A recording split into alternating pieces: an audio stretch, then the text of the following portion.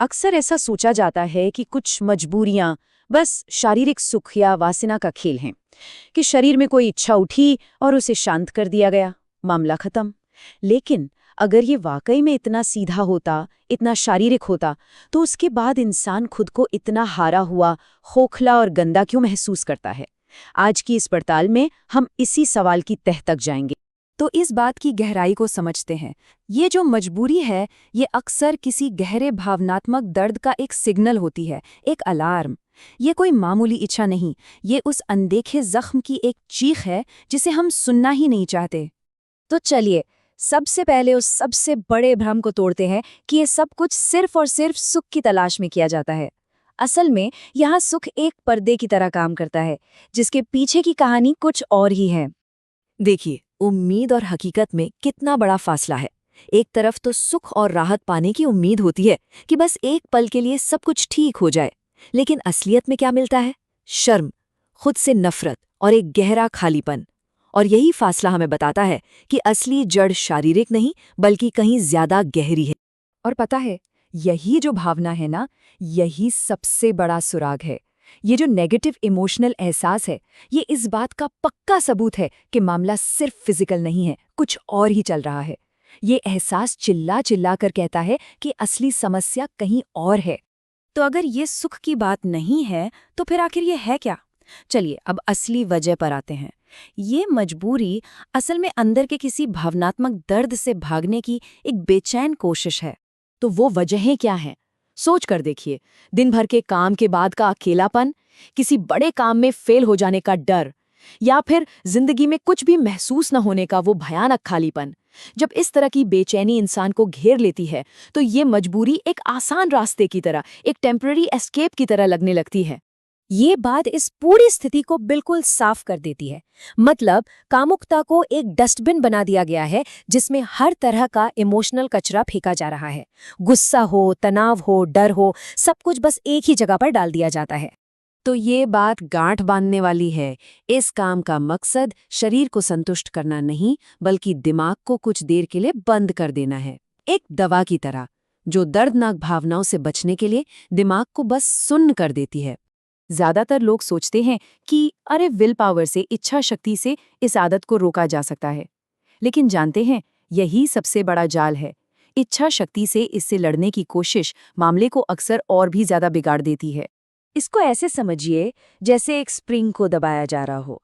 आप उसे जितना ज्यादा नीचे दबाएंगे, उसे जितना गलत और गंदा समझेंगे, वो उतनी ही ज्यादा ताकत से वापस ऊपर उछलेगा।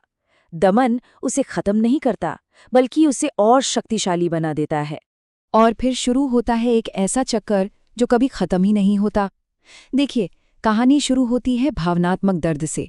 उससे बचने के लिए वो काम किया जाता है, और उसके बाद घेर लेती है शर्म और अपराध बोध की भावना। और ये जो शर्म है, यही उस पुराने दर्द को और ज्यादा बढ़ा देती है। नतीजा, वही इच्छा पहले से भी ज्यादा ताकत के साथ वापस आती है। ये एक ऐसा दुष्चक्र है जिससे बाहर निकलना लगभग नामुमकिन लगता है। ये समझना बहुत जरूरी है। शर्म और खुद से नफरत इस चक्र को तोड़ने का कोई औजार नहीं है, बल्कि वो इस चक्र का ईंधन है। शर्म इंसान को अंदर से तोड़ देती है, बेबस बना देती है। वो सुधारती नहीं, वो अपाहिज बना देती है। तो मतलब सीधा सीधा है, इच्छा शक्ति या विल पावर इस समस्या को सुलझाने के लिए गलत औजार है। ये ऐसा ही है जैसे कोई पेचकस से दीवार में कील ठोकने की कोशिश करे। कितनी भी मेहनत कर लो, काम नहीं बनेगा, क्योंकि औजार ही गलत चुना गया है। तो अगर विल पावर काम नहीं करती, तो फिर रास्ता क्या है? एक नया रास्ता है, और वो है इच्छा से लड़ने के बजाय उसके पीछे छिपी भावना को देखने और समझने पर ध्यान देना। भागना नहीं, महसूस करना। यहाँ आकर पूरा नजरिया ही बदलना होगा। ये इच्छा कोई दुश्मन नहीं है जिसे हराना है, ये तो बस एक सिग्नल है। ठीक वैसे ही जैसे कार की लो फ्यूल लाइट बताती है कि टंकी में तेल भरवाने की जरूरत है, ये इच्छा भी बताती है कि किसी गहरी भावनात्मक जरूरत पर ध्यान देने की जरूरत है। और इसके लिए जो स्किल चाहिए वो है इमोशनल टॉलरेंस, यानी भावनात्मक सहनशीलता। इसका मतलब है मुश्किल भावनाओं के साथ बस बैठना सीखना, उस बेचैनी को महसूस करना और उससे तुरंत भागने की कोशिश नहीं करना। ये एक प्रैक्टिस है, कोई जादू की छड़ी नहीं। ये कितनी खूबसूरत बात है। वो इच्छा या भावना आसमान में आते जाते एक बादल की तरह है जो थोड़ी देर में चला जाएगा। और इंसान की असलियत वो बादल नहीं, वो विशाल आसमान है जिसमें ये सब हो रहा है, वो स्थायी है। और ये इस पूरी समझ का सार है।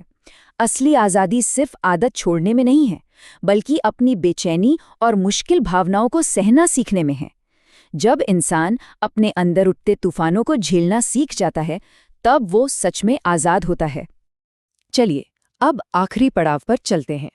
इसका अंतिम लक्ष्य क्या है? गुलामी की हालत से निकलकर आत्मकरुणा और अंदरूनी आज़ादी तक पहुंचना। इस पूरे चक्र का जो सबसे बड़ा नुकसान है वो आत्मसम्मान को होता है। हर बार जब इंसान खुद से किया वादा तोड़ता है तो वो खुद की नज़रों में गिर जाता है। खुद पर उसका भरोसा धीरे धीरे खत्म होने लगता है। तो असली जीत की परिभाषा ही अलग है।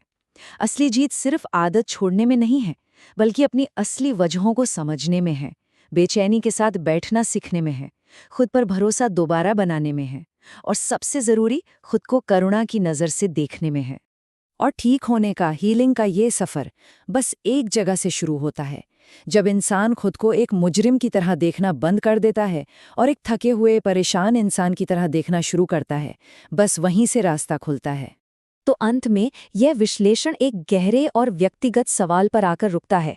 यह सवाल खुद से पूछने के लिए है, अपनी हकीकत का सामना करने के लिए, क्योंकि असली लड़ाई किसी बाहरी चीज से नहीं है, असली लड़ाई तो अंदर है।